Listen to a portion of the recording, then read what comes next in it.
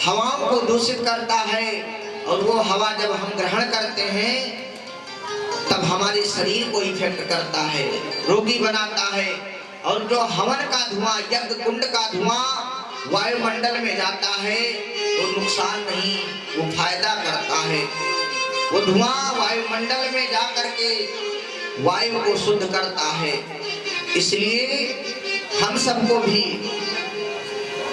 साल भर में एक यज्ञ इत्यादि जरूर करना चाहिए। क्योंकि लोग कहते हैं अरे महाराज काहे इतनी लकड़ी बर्बाद करें, काहे इतना घी बर्बाद करें, काहे इतना साकल्य बर्बाद करें। वो बर्बाद नहीं होता है, बर्बाद तो वो होता है कि जो लुंजहवा लेकर के नाले पड़े रहते हैं भैया। जो बर्बाद होता है उसको नहीं कहते हैं कि बर्बाद में जा रहा है, और जो सत्कर्म में लग रहा है, काम में आ रहा है, उसे कहते हैं बर्बाद जा रहा है। तो सज्जनों, हम सबको भी अपने घर में अगर यज्ञ ना हो पावे तो 1 महीने में घर में भी हवन करना चाहिए। हवन करने से देवता प्रसन्न रहते हैं। अगर देवता प्रसन्न रहेंगे तो हमारा जो घर का कार्यभार है वो सही साकुशल चलता रहेगा, हमारा जीवन भी साकुशल चलता रहेगा। जैसे समझिए बात को, अगर हमारा शरीर हिष्ट पुष्ट है, तंदुरुस्त है, अगर कोई बाहरी आक्रमण रोग करता है तो उसे लड़ने में क्षमता प्रदान करता है। जब शरीर हमारा हिष्ट पुष्ट है और अगर कोई रोग हम पर आक्रमण किया तो वो रोग से लड़ने के लिए शरीर क्षमता प्रदान करता है। लेकिन अगर शरीर कमजोर है, जर्जर है, तो तमाम प्रकार के रोग घेर लेते हैं, शरीर परेशान रहता है। उसी प्रकार अगर हमारे देवता प्रबल हैं तो कोई भी भूत बाधा, प्रेत बाधा, चंडाल बाधा घर में आक्रमण नहीं करेगी। इसलिए देवताओं को प्रसन्न करने के लिए आहुति जरूरी, हवन जरूरी है। अगर मान लो आपके मन में विचार आता है कि हमको देवताओं को नहीं प्रसन्न करना है, लेकिन तब भी हवन करिए, क्योंकि हवन करने से वातावरण भी शुद्ध होता है और वातावरण में आपको रहना है, प्रकृति में आपको रहना है। जब तक ये श्वासा चलेगी तब तक इसी धरा पर रहना है। इसलिए हवन 1 महीने में अपने घर में ही किया करें। हवन करने से वातावरण शुद्ध होता है। अगर सबका विचार बने तो यज्ञ भी कराया करें। यज्ञ करने से, यज्ञ से होता है कल्याण विश्व का। ये आपका नहीं, पूरे विश्व का कल्याण करता है यज्ञ। इसलिए आज महाराज परीक्षित अपने राज्य में यज्ञ करवा रहे हैं, अपनी प्रजा के सुख के लिए, अपने सुख के लिए, देवताओं को प्रसन्न करने के लिए, प्रकृति को निर्मल बनाने के लिए सुंदर यज्ञ का आयोजन किए हैं। वैदिक ब्राह्मण मंत्र उच्चारित करते हैं, बड़ा आनंदमय प्रजा अपना जीवन व्यतीत कर रही है। यज्ञ पूर्ण हुआ, पूर्णाहुति हुई, सकुशल जो भी कार्य था संपन्न हुआ। एक दिन की बात है, महाराज परीक्षित रात्रि में विश्राम किए और सोच रहे हैं कि यज्ञ में फंसे हैं, यज्ञ भी पूर्ण हो गया है, अब चल करके प्रजा का भी ध्यान देना होगा, देखना होगा कि प्रजा 1 महीने में कहीं दुखी तो नहीं हो गई। रात्रि विश्राम की, प्रातः जग करके अपने दैनिक कार्य से निवृत्त हुए, राज दरबार चलाया। उसके बाद में सायंकालीन जब बेला हुई, वस्त्र इत्यादि धारण कर, मुकुट को पहनकर घोड़े पे सवार हुए, नगर का भ्रमण किया और फिर मन में विचार आ गया कि चलो अभी शिकार के लिए, अखेट के लिए चलते हैं। नगर से बाहर निकले तो देख रहे हैं क्या कि हाफती कांपती थर्राती अरे धमती है कहीं उचटती है, रोती है कहीं रंभाती है, चिल्लाती आती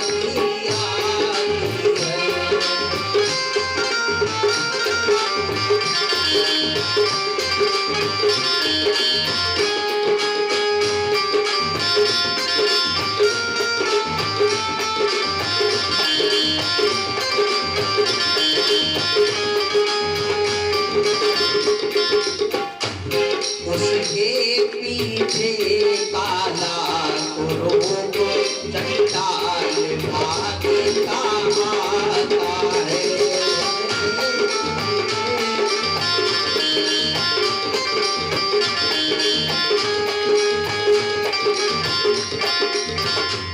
जब उसका मूसल पड़ता है, तब भूमंडल टकराता है। जब उसका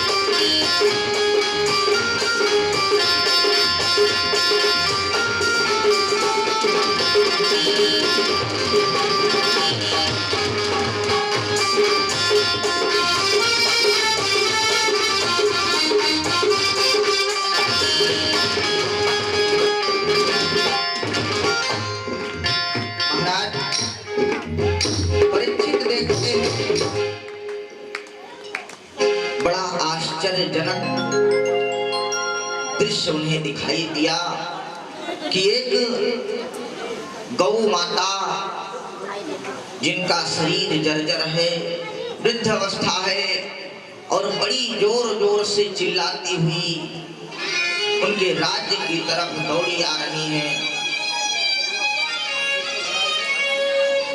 तुरंत ये दृश्य देख करके महाराज परीक्षित ने घोड़े को रोक दिया और पृथ्वी पर उतर आए। जब पृथ्वी पर उतरे तो एक और दृश्य देख रहे हैं कि एक बैल जिसके 3 पैर नहीं है, एक पैर के बल पर वो भी किसी तरीके से उलट पुलट के गिर पड़ के भागा आ रहा है। जब गौ माता के तरफ परीक्षित आगे बढ़े तो एक और दृश्य देख रहे हैं कि एक भयानक शरीर, काला वस्त्र धारण किए हुए, मुकुट लगाए हुए, बड़ी बड़ी मूछें रखाए हुए, बड़ी सी गदा लिए हुए बैल को और गौ माता को मार रहा है। जब उसका मूसल पड़ता है तब भूमंडल चकराता है। सज्जनों, महाराज परीक्षित किसी का हाल कुशल क्षेम नहीं पूछे, तुरंत तलवार को खींचा और कहा, मैं अभी इस दुष्ट को मार डालूंगा। ये कौन पापी है जो इस गौ माता को मार रहा है, कि एक पैर के बल चल रहे बैल को मार रहा है, ये कौन दुष्ट है? महाराज परीक्षित जैसे ही मारने दौड़े, वो चंडाल उनके चरणों में लेट गया।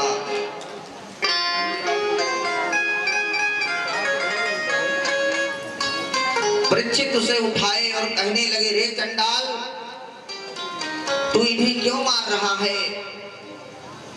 अब तीनों लोग खड़े हैं, वो चंडाल भी, गौ माता भी और एक पैर के बल बैल भी खड़ा है।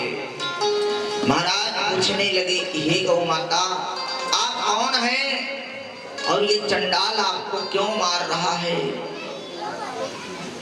आपने इसका क्या बिगाड़ा है? सज्जनों, गौ माता रो करके कहने लगी कि हे राजन, मैं स्वयं पृथ्वी हूँ, गौ रूपी पृथ्वी हूं मैं। अभी तक सतयुग त्रेता द्वापर व्यतीत गए हैं और अब कलयुग आने वाला है। तो ये कलयुग है और मुझे सता रहा है, मुझे मार रहा है। जब कलयुग आएगा तो बड़ा पापाचार, अनाचार, दुराचार होगा बंधुओं। महाराज परीक्षित ने कहा कि हे गौ माता, मैं इस कलयुग को अभी समाप्त कर दूंगा और ना रहेगा बांस, ना बजेगी बांसुरी। जब ये कलयुग रहेगा ही नहीं तो कैसे आपको सताएगा।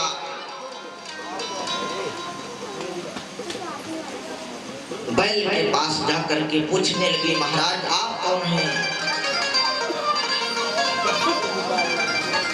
कहा कि हे राजन, मैं बैल रूप में धर्म हूं, मैं स्वयं धर्म हूं। मेरे 3 पैर नष्ट हो गए हैं, सत्य तप दया। धर्म के 4 पैर हैं, सत्य तप दया और शौच। शौच मतलब पवित्रता। बंधुओं, शौचाचार लोग भूल गए, पवित्रता भूल गए। बिना स्नान किए हुए ही भोजन कर लेते हैं।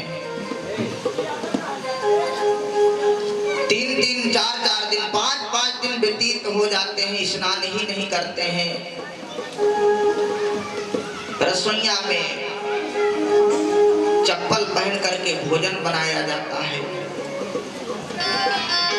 पवित्रता नष्ट हो गई।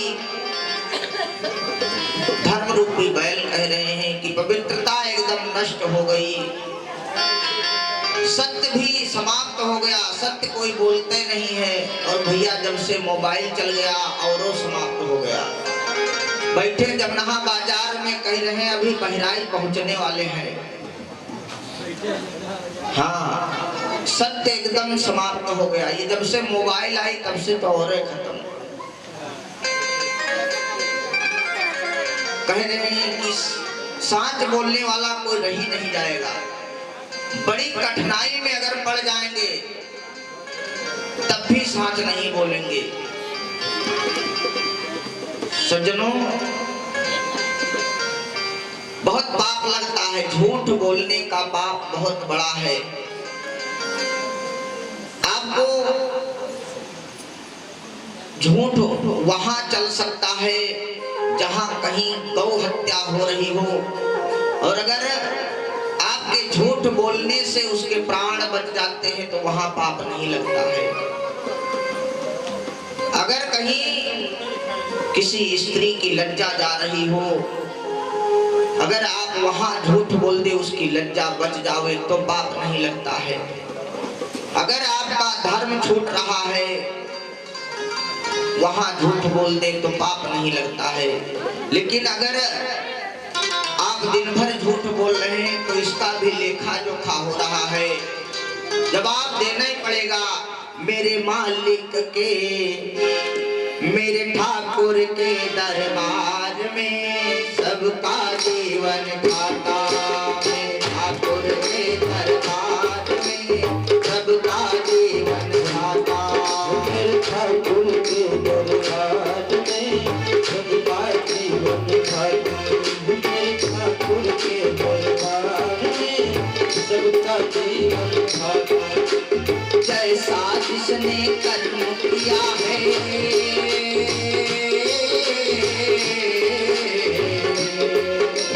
जैसा जिसने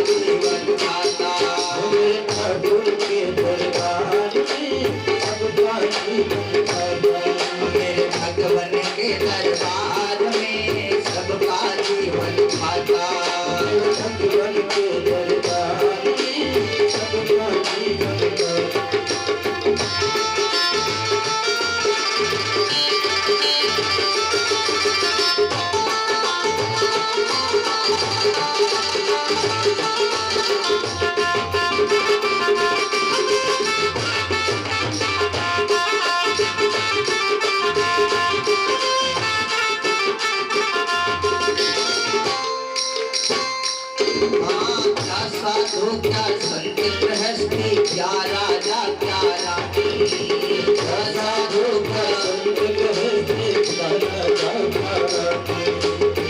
सबको एक एक हिसाब देना पड़ेगा, चाहे वो राजा हो, चाहे रंग हो, चाहे साधु हो, संत हो, गृहस्थी हो, जो भी कर्म कर रहे हैं यहाँ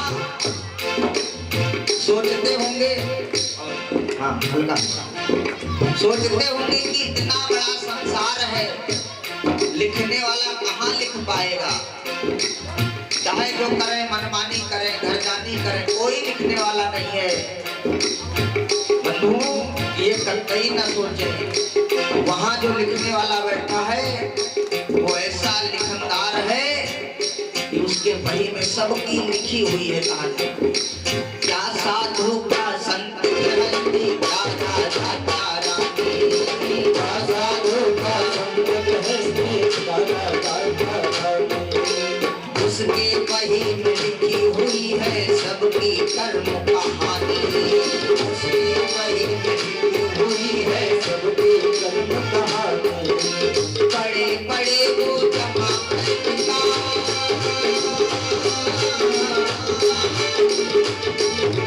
बड़े बड़े वो जमा करता, सही सब लगाता, मेरे ठाकुर के दरबार में सबका जीवन गाता, मेरे ठाकुर के दरबार में सबका जीवन गाता, मेरे ठाकुर के दरबार में सबका जीवन गाता। और नहीं चले उसके घर रिश्वत, नहीं चले उसके घर रिश्वत, नहीं चले चालाकी, नहीं चले उसके घर रिश्वत, नहीं चले चालाकी।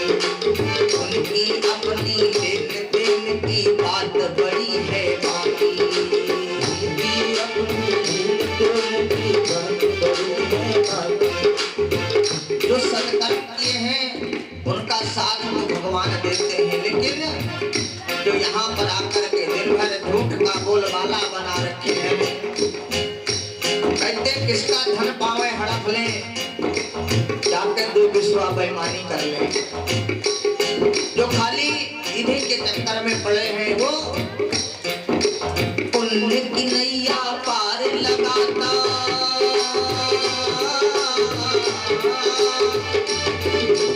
पुण्य की नैया पार लगाता, पाप की नाव डुबाता, मेरे ठाकुर के दरबार में सबका जीवन गाता, मेरे ठाकुर के दरबार में सबका जीवन गाता।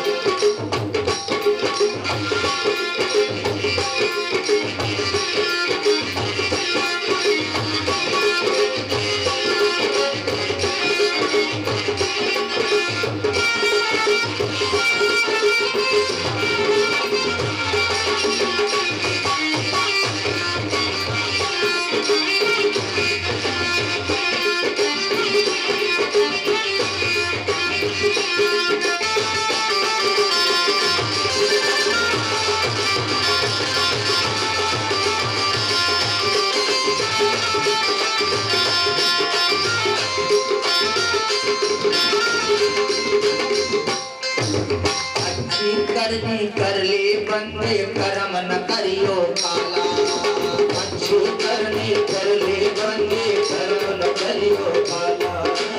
लाख आंख से देख रहा है, चाहे जो करो कोई नहीं देखत है, इंसान नहीं देख सकता, लेकिन वो परमात्मा चाहे आप 20 मंजिल की बिल्डिंग में बैठे रहे, वहां वो देख लेगा आपको कि क्या कृत्य कर रहे हैं। लाखी आंख से देख रहा है हमें देखने वाला, लाखी आंख से देख रहा है हमें देखने वाला। उसकी तेज नजर से बंदे,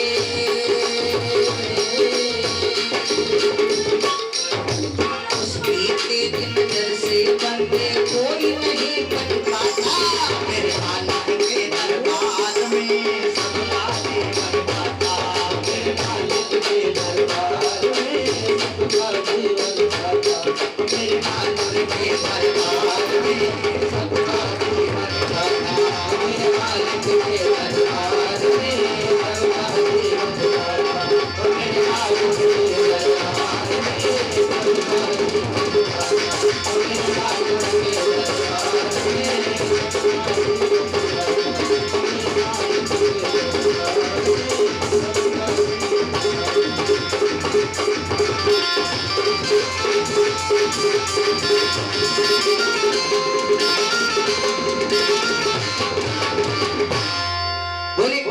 रामचंद्र भगवान की, भागवत भगवान की जय हो।